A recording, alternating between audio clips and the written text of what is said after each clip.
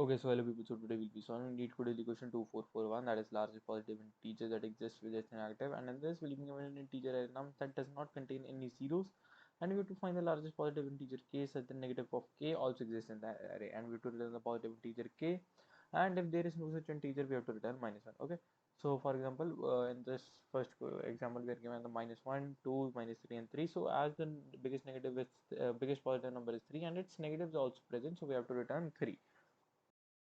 But in the second case we are having that 10 is the biggest positive, but it's having no its corresponding negative. But 7 is the second biggest number in this array and it's having its corresponding negative, so we'll have to return 7 in this case. And in this case there is no such number whose negative and positive are both present in the array, so we have to return -1. Okay, so for this what I'll do, I'll just quickly sort the array, and then I'll keep a track of their absolute values, that whether I need, and after that I'll be using a two-pointer approach.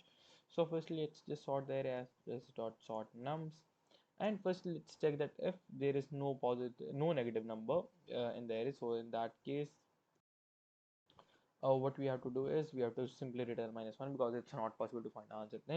Then let's initialize two pointers, that is left equal to 0 and right equal to nums dot length -1. Now what I'll be doing is that while my left is less than right, okay, now I have to check that if my absolute value of nums left is equal to my nums right. Okay, so in that case the nums right is the most greatest negative number with its corresponding positive number with its corresponding negative number. So in that case I have to return nums right.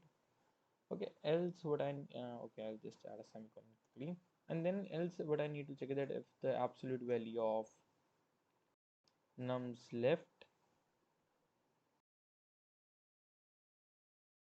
is less than is less than, let's just say, nums right. So in this case I need to move my right pointer to left, else I need to move my left pointer to one step ahead. Okay, and if we don't find any answer in this while loop, at the end we have to return -1. Okay, so now let's run it. Yeah, and it gets accepted. Now let's submit it.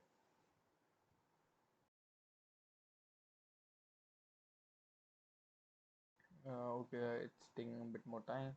Yeah, and it gets accepted. Okay, so this was it for today. Thank you for watching.